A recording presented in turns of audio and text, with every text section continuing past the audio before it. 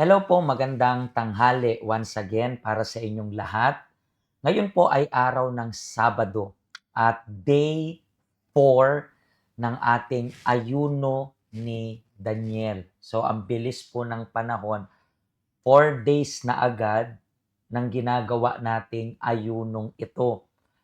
And kung kukwentahin natin, habang tumatagal tayo sa 21 days fast of Daniel natin, I believe mas ngayon nakakapag-adjust na kayo. Kung yung day 1, day 2, and day 3, siguro nahihirapan pa po kayo mag-adjust na i-disconnect yung isip ninyo sa mga bagay sa mundong ito at maging konektado lang sa Panginoon. Inumpisahan natin itong purpose of faith natin na matanggap yung Espiritu Santo, ma-revive yung spiritual natin.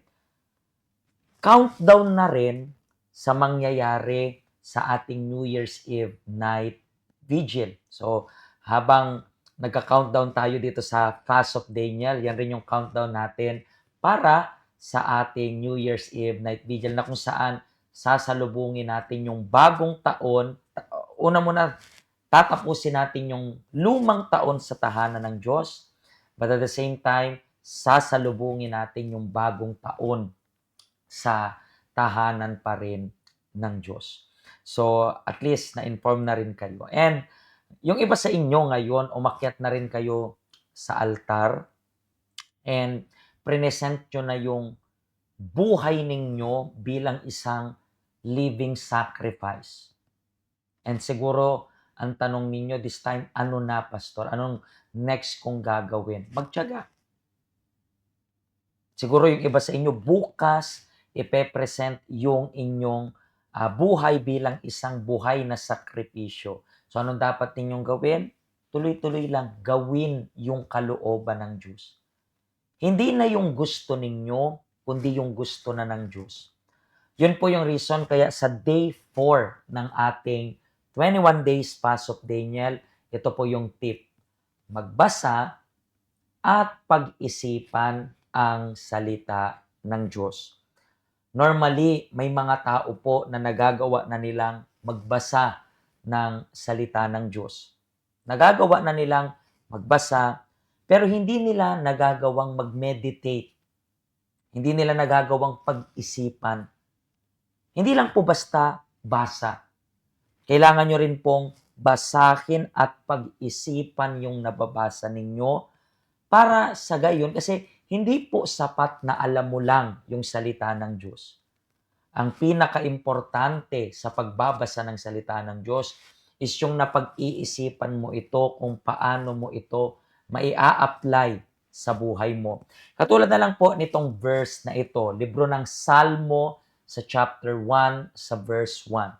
It's written like this, mapalad ang taong hindi namumuhay ayon sa payo ng masasama o sumusunod sa mali nilang halimbawa at hindi nakikisama sa mga taong nangungutya. Next verse, sa halip ay nagagalak siyang sumunod sa mga aral mula sa Panginoon.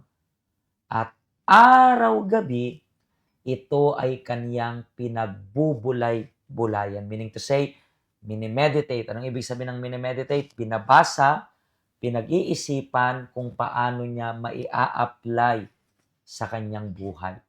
So, importante po na kung gusto ninyong mamuhay na ang lifestyle ay sinusunod yung kalooban ng Diyos, importanteng alam ninyo yung kalooban ng Diyos. At hindi yan malalaman sa pagtingin sa buhay ng iba. Malalaman yan gamit yung salita ng Panginoon. Yung iba sa inyo, wala pang Biblia. Kung wala kayong Biblia, at least mag-download kayo ng app sa cellphone ninyo, sa tablet ninyo ng Biblia. Kung meron kayong Biblia, puno na ba yan ng alikabok? Kasi ang dapat is, yung Biblia na yan binabasa, minimeditate, at isinasagawa. Ang may a-advise ko po para sa inyo na mabasa ninyo, siguro ngayong 21 days fast of Daniel, is yung libro po ng Juan. Yung libro po, yung Gospel po ni Juan, 21 yung chapter niyan. Maganda para mas makilala nyo si Jesus. Si Jesus, siya yung nag-explain kung sino yung banal na espiritu. So, i-meditate nyo po yun. Huwag po kayong mag-alala kung gaano karami yung nabasa ninyo. Wag niyong isipin na, nako, ang haba naman, kailangan kong tapusin, bilisan ko na lang. Blablabla. No, wag ganun. Kung hindi mo man matapos yung araw na yun, tuloy mo na lang bukas. Kasi kahit naman tapos na yung 21 days, gusto natin gawin kung ano yung kalooban ng Diyos. Ulitin ko, mababasa at malalaman ninyo kung ano yung kalooban ng Diyos, hindi sa buhay ng iba, kundi sa salita ng Diyos. Ang pinakamaganda pa rin, kung prefer ninyo, maganda rin yung sa phone, sa tablet ninyo, pero para sa akin, mas maganda pa rin na magbasa tayo ng salita ng Diyos sa libro mismong Bible. Walang distraction, walang notification na magpa-pop up sa inyo. Mas makaka-focus kayo. Okay? Bisitahin niyo po kami. Siguro mamaya makaka-attend pa kayo 3:00 ng hapon sa ating Prosperity with God. Or bukas, meron tayong 7 a.m. sa Tagalog, 10:30 sa Chinese, 9 a.m. and 11 sa English. I-prepare nyo po yung sarili ninyo kasi aakyat na tayo sa altar ng Panginoon. Ang Gethsemane na ang nasa isip, sundin.